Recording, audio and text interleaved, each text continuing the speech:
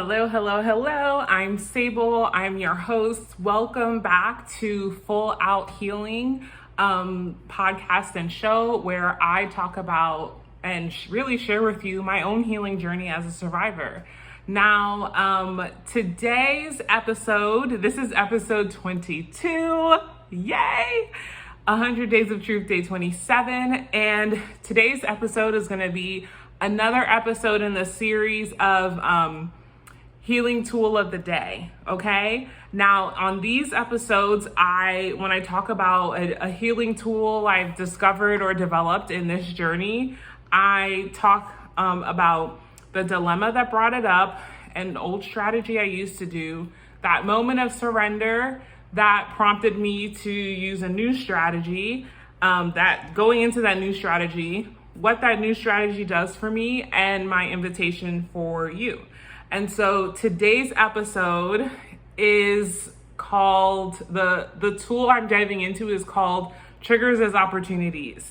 Now, I'm gonna ask you to stay with me on this because literally me a year ago would have been like, the fuck are you talking about? A trigger is not an opportunity, it's a trigger. Like, run for cover. Like, there's no opportunity in triggers. Or a year ago, I would have thought, triggers are an opportunity for my day to be ruined,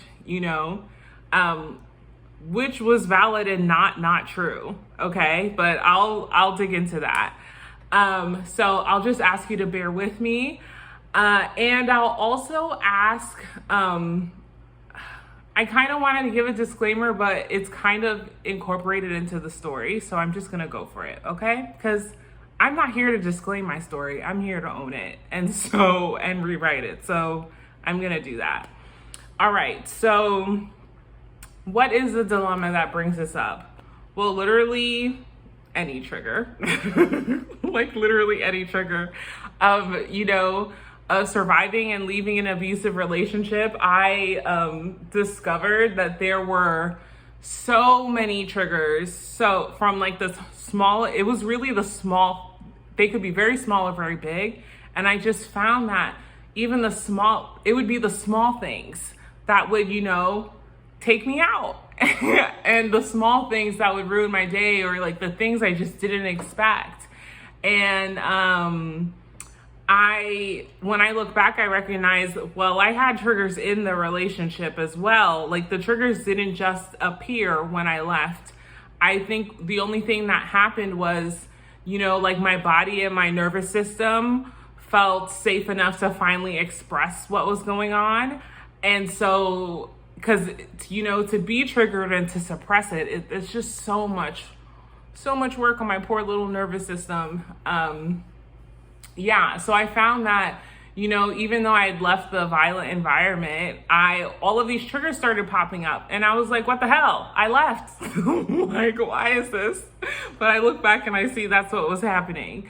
And so I want to give an example because this sort of tool kind of emerged for me over time, and it wasn't as like cut and dry as like, this is what it is. But one made it, and it's not as cut and dry because there are so many triggers that came up when I left. And, part of, I'll just go into it. Okay. So I remember when I started to work again, and for a subcontracting gig, I had to return to the city where, I used to live with my ex-wife. I had to return to the place I had seen her last. And that scared the shit out of me. And it scared me because, like, with the nature of the work that I do, I was going to be facilitating professional learning for teachers. And, like, teachers are everywhere. So, like, I was just so afraid that, someone she knew would, there would just be overlap. My mind was just like racing with scenarios, and like some of it was like being extra, but like I had legitimate safety concerns returning to that place. But even more so than that, I was just afraid that like, a trigger would destabilize me, that I wouldn't be able to do what I came there to do. And even more so, I thought that my triggers would prove that I'm not safe in the world ever. And it just like made my world feel like so small, you know, because I just felt like it was just so unpredictable. And I was literally being triggered all the time by random things. And it just really hijacked my body. There was a time period when, you know, literally hearing ice clink on glass and hearing like cans opening was like a major trigger. I would freeze up and my jaw would be really tight and I'd be tense and I just get really, really tired. And I just didn't understand what was happening to me and why. And not only that, I felt like, I just felt so disappointed in myself because I had left and yet I still can't do anything I want to do for me. So like, was it really the abuse that was holding me back? Which like now I know that is such an unfair thought, but like that's really where I was at. I was just like frustrated with myself that my capacity wasn't fully recovered. And I still, even though I was out of that situation, it felt like my nervous system was still there. It felt like there were parts of my mind that were still there. And I was just like slowly coming to realize that, you know, leaving is a very quick act, but the rest of my being had to catch up with that reality, you know, and the rest of my being had to realize that I am safe and that all this other stuff, which is part of what this I'll just keep talking about it. But yeah, I just didn't realize any of that. And so my old strategy was when I was triggered, I would and eventually gain consciousness of the fact that I was triggered, I would just really get down on myself. I'd be like, oh, this is yet another setback. Like, you're never going to heal. You're never going to be able to move forward. Like, you're always going to be recovering from this shit. And then I would feel like shame about it because like I didn't like being in this place in life and I didn't want to be here forever, and I felt shame about it. And then the shame about that triggered even more flashbacks, which not every time I was triggered was a flashback, but at the time it was like really extreme, really intense. But shame, the feeling of shame became a trigger. Because then it would remind me and activate all these other memories that I had for so long. I had been pushing down, but I just couldn't push it down anymore. It's like my nervous system, my subconscious knew that I was no longer there. And so they were like, all right, girl, it's time to breathe. It's time to air it all out. Like, I know this is not on your timeline, but we've waited this many years. And the feeling of shame just brought up so many other flashbacks of when I felt shame. And, you know, surviving an abusive relationship, that's a lot of fucking shame. There is just so much shame. And then the flashbacks triggered more shame, right? Because part of the reason why I suppressed them or tucked them away in my mind is because they felt so shameful. So it really just created this like vicious shame and flashback loop. And this is how I experienced triggers without support.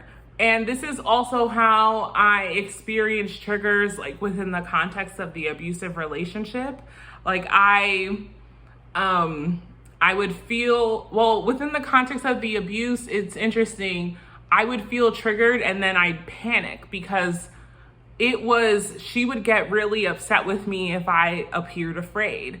And it meant all of these negative things about me as a partner that proved that I was like harmful to her. And so whenever I was triggered in that relationship, I would panic and then desperately try to just put so much work and energy trying to suppress that, because I guess I didn't want to get in trouble, but I also, it wasn't even just that, like I just wanted to feel and be safe, you know? And I knew that I was conditioned to understand that any expression of fear or me not being okay could lead to danger, right? And so that's kind of what that was like in that context, in the context of abuse. And then I would say I had a lot of support leaving, and it took time for the support to kind of like take root, so to speak. And so that shame and flashback trigger was really the shame and flashback loop was just really vicious and really hard to break out of, as I was like learning to access different supports, which was tied to my identity as it related to that experience, which that is legitimately a whole nother episode. And why I actually have some frustrations around the ways that support for survivors exists in society. I actually need to write this down so I don't forget. Survivor to access support. Okay, great. Yeah, so that was my old strategy, right? I'd be triggered. The thought I'd have about it was like, gosh, this is such a setback. That would trigger shame, which would trigger more flashbacks, which would then feed back into shame and to just get into a vicious cycle. My moment of surrender, honestly, it was less of a moment and more of I noticed that one day it was different. And this isn't to say that it changed overnight. I think it changed little by little over time. And then I had a noticing about it. And so this happened, the day that I noticed things were different, the moment I noticed that my relationship to triggers were different was one day, it was in the evening, it was like around 2 a.m. I had just been traveling all day, coming back from the city I used to live with my ex-wife with from a work trip. So like it was like one of those instances where I was like already feeling scared and activated, and you know, I had my safety plan intact, but it was still scary.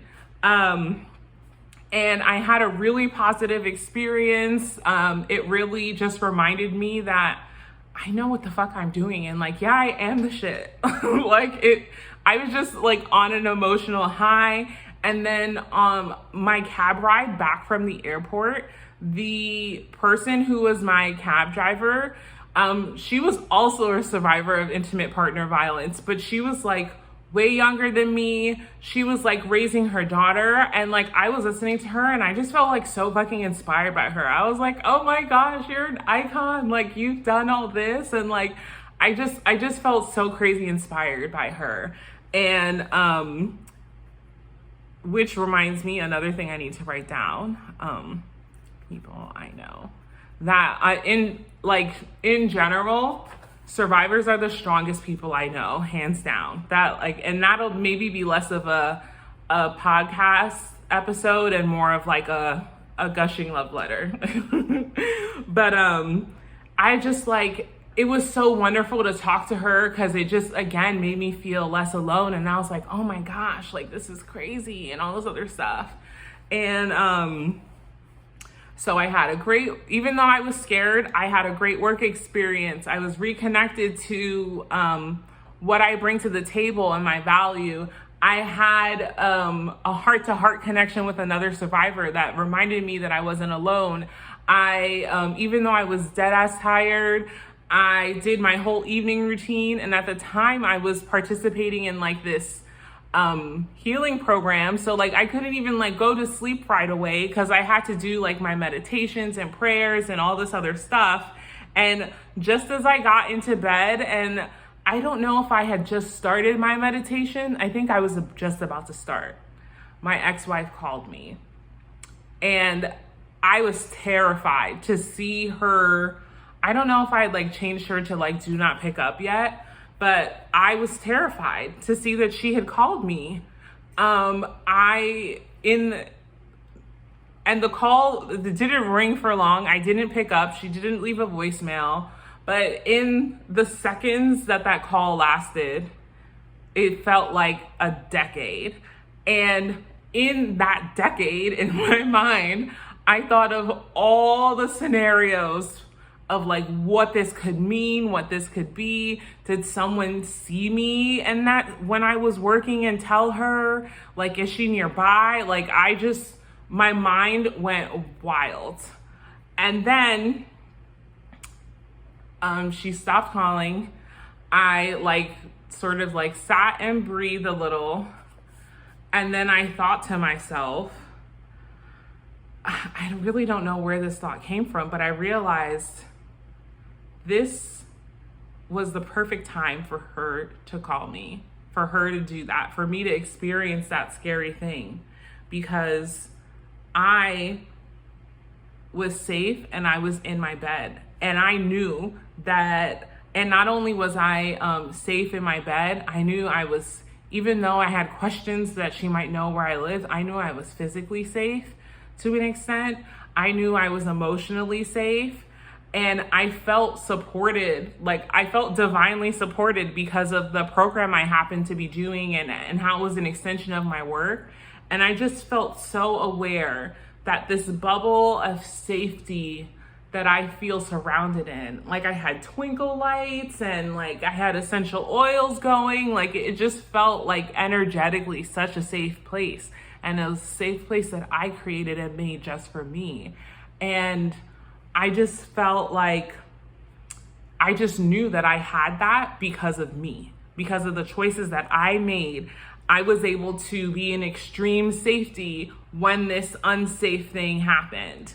And that in that moment, triggers went from, bad things. Triggers went from landmines, which is really, I can't think of any other like metaphor to aptly describe it. But that's how disruptive they felt to my days. Like I'd be minding my own damn business, walking along, and then bam, landmine, and then like it, just like the suddenness of it all, the destruction, the like devastating destruction that comes from it, and like the recovery, like that's why it feels like such an apt metaphor.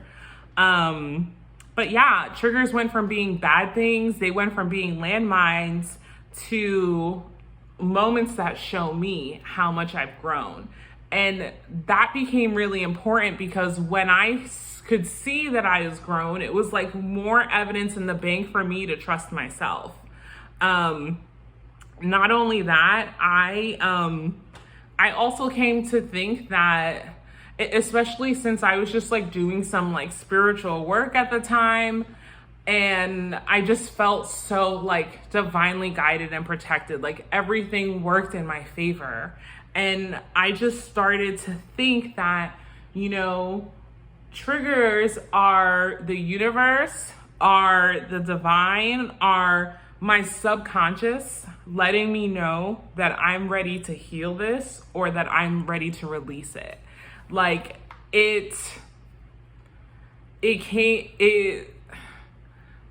that was kind of the birth of my new relationship to my own triggers. And which is wild because up until that moment, it just felt, I felt always afraid of like, oh no, I'm gonna get, hijacked at any moment. And I really just didn't believe I could ever recover. And that moment taught me like, not only can I recover, I am recovering. And the fact that I am is because of me, because of what I choose, and I can trust me. Now, all of this like everything that I was surrounded by that allowed me to receive this was a direct consequence of feeling and being supported. Like I wasn't alone anymore. I couldn't have ever gotten to that moment by myself.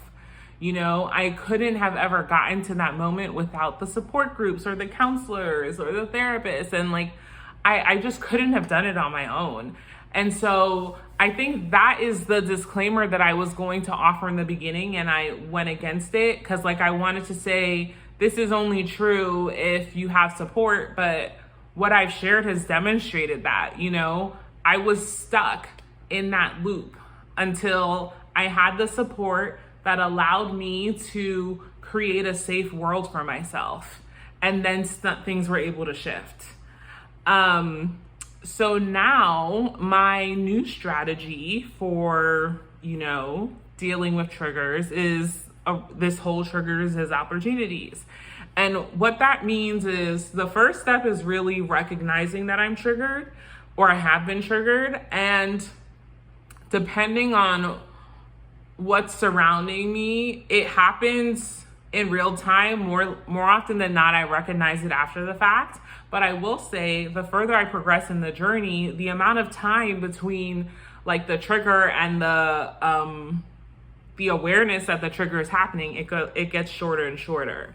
So first step is really one, recognizing that I'm triggered, which sounds simple, but it's not. Like I didn't know. I lived in an abusive relationship for over 6 years, and a vast majority of the time I didn't know or have consciousness that I was triggered because of how my emotions were weaponized against me, right? So that really blocked me from being able to be like, hey girl, you're triggered. And that's important. That's an important thing to note, because I based part of the totality of the experience I had included like emotional and psychological abuse. And like, that's a side effect of abuse, is like having these things present in you. Things showed up in me and my psyche and my well-being, and like I didn't feel safe to acknowledge it as such. Like that's abuse. But yeah, step one, recognize I'm triggered. Step two is to observe the feeling, the memory, or the thought that comes up with the trigger. And to observe it without judgment, just to be like, observe it, which is really, I can acknowledge this step is really hard to do, especially when there's shame, when I've had shame attached to it. And to that, I'll say, include that shame in the observation. Like, wow, I'm thinking about this one incident where she did this, and I'm noticing I feel very ashamed about this. And I'm noticing that I judge myself for, you know, what I did in the moment or what I didn't do. And I'm noticing that, for whatever reason, this comment this person made X months, years later, like, or this show I'm watching, like, I'm noticing that's when the trigger came up. The next thing I do is I tell myself, oh, and actually before I get into this, part of observing the trigger is also like, is actually noticing the shame and noticing what the shame makes me want to do and noticing how the shame makes me feel. So, and I mention this because typically the shame makes me want to hide. The shame makes me feel like I will literally die if I'm ever exposed. And the shame usually makes me feel like, yeah, just like everything is ruined, and it makes me feel like, it makes me want to disappear, because it makes me start to think and engage in the line of thought that like, you've ruined everything. Like, what is there? There's no coming back from this. And so then I tell myself, if this is coming up, I must be ready to heal this. Thank you for letting me know that it's time. I'm strong enough. This won't kill me. And this does not prove bad things I used to believe about myself are true. Like, I literally have to tell myself that. And then I get curious about the feeling, the memory, and the thought. And I ask myself, what do I know now? Because I can't really just like notice it, and that doesn't create like the the healing or the relief. I start to ask myself, what do I know now that I didn't know then? What do I know now that I didn't know then about Sable, about me? What do I know now that I didn't know then about little Sable? What did she need? What did she need that she didn't have, that I didn't have at the time? And most importantly, what was she able to do anyway? And the thing I love about this question is, even when I am judging myself and down on myself, and I'm telling like the wrong ending to the story, and I say the wrong ending is because a lot of the things that I have and probably still have some shame around that I've experienced, they all have the wrong ending. And this is something actually my therapist helped me out with, which I should write down, like the wrong ending. Because in my mind, the wrong ending is I experienced this violent thing and I stayed, or I didn't make it stop, or all of these things, all of these stories I'm telling myself about it. But the actual ending to every single one of those shameful stories I carry is I survived and I am now free. Like, that's the actual ending, because I'm here right now doing this. And so what she was able to do anyway, thinking about what that version of me, what little Sable was able to do, despite not having the things she needed to be well and survive, it opens up a lot of like self-compassion for myself, because I realized part of my harsh judgment is like not taking stock of like all of the facts and all of the things that were true for me, and not taking stock of all like the totality of my lived experiences that brought me to that moment, right? That's where shame is really good at cutting out certain details that are not just details. They're actually like big fucking deals. So that's why I really like that question. And then I also ask myself, like, what does this teach me about who I am now? And I love this question because I always, I always love the answer. And that's not the only reason why I love the question. I love the question because it forces me to put respect on myself. Like, what does this teach me about who I am now? You know, more often than not, the answer in some way, shape, or form is that I'm a strong woman that has been through some shit and I have survived. And that means that I'm strong now in this moment. And the things that are scaring me now, I can handle them because I have already done some hard shit. And I can do whatever challenge is confronting me in this exact moment now. And yeah, it's really good. I really like this question because it also teaches me to, I guess, like, build myself up, like validate myself, but like in an authentic and in a genuine way. Like, not in a like, oh my God, like, not in a way that's like, I know I should think good things about myself, but I'm really struggling with it. But I like this question because it really forces me to integrate truth, facts, and figures about all of who I am. And, you know, sometimes I need a good talking to from myself in a way that's actually, you know, restorative, you know?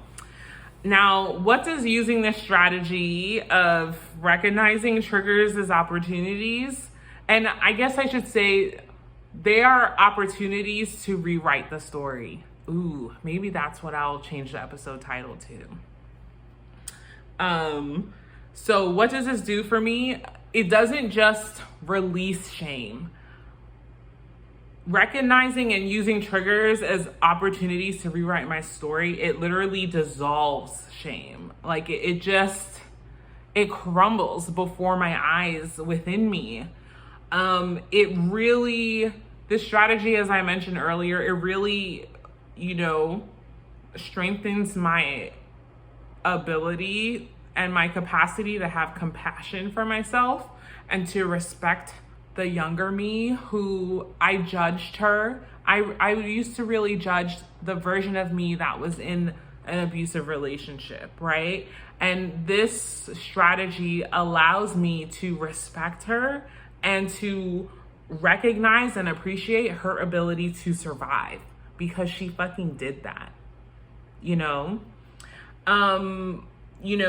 this, most importantly, the story is rewritten, which is so huge. It's rewritten, it has a new ending. And, I think it's kind of underrated, the power of editing, right? Just shifting where the ending happens it literally tells a different story. There's a different lesson.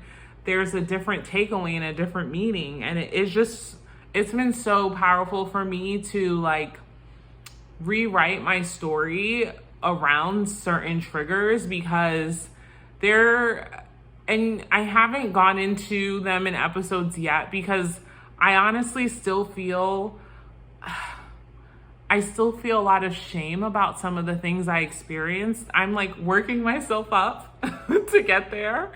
But yeah, it's a total chance to rewrite the story, which I think is, I might be going in a loop, but it's just being able to rewrite my story as a survivor of intimate partner violence has been so powerful. And I think it's really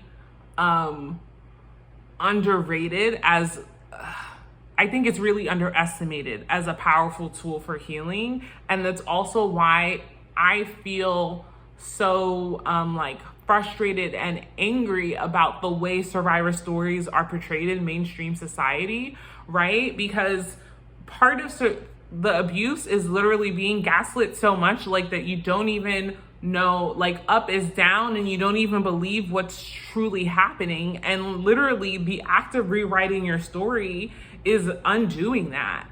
And so yeah, it's just so important. And it's just making me think there's something there around rewrites, story rewrites.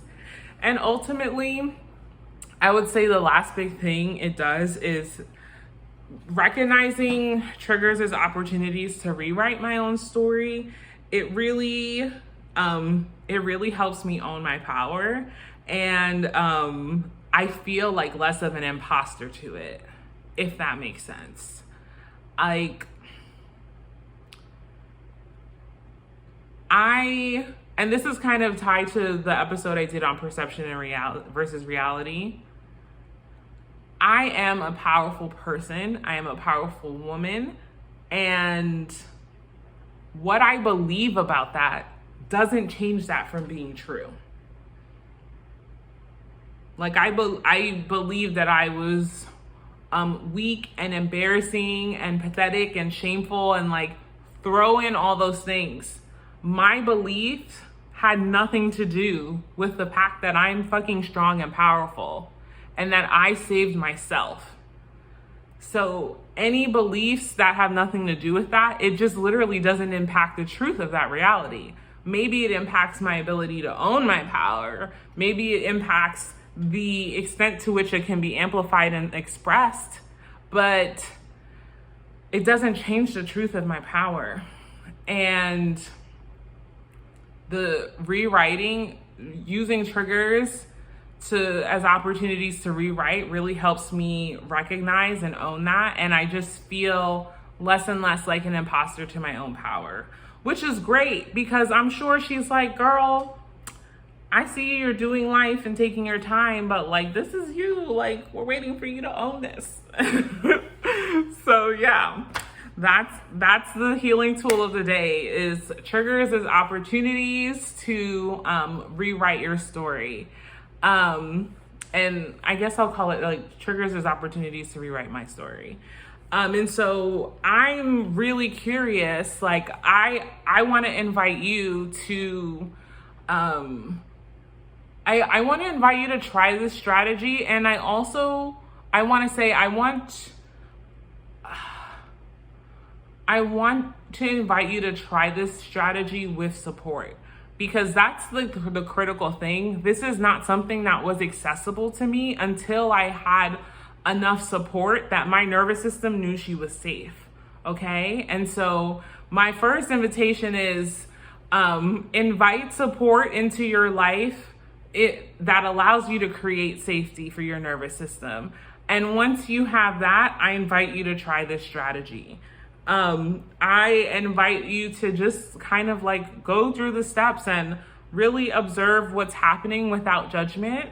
And even if you notice like, wow, like you can't, like if what you're noticing is you're trying the strategy and you can't do it, and now you're starting to judge yourself for not being able to do it, that's okay too. Observe that without judgment. And then just reflect on, what do you learn about yourself in this? I'm so curious, how does this land for you? Do you relate to this? I'm curious to know how it goes trying out this strategy. If you like this tool, if you've used it before, like this video, drop a comment, let me know. I would love to hear how you're feeling and experiencing this healing tool. Thank you so much for listening. It has, thank you so much for listening. I know I asked you to bear with me. I hope you got where I was going with it. And yeah, I guess I will see you tomorrow. Bye, everyone.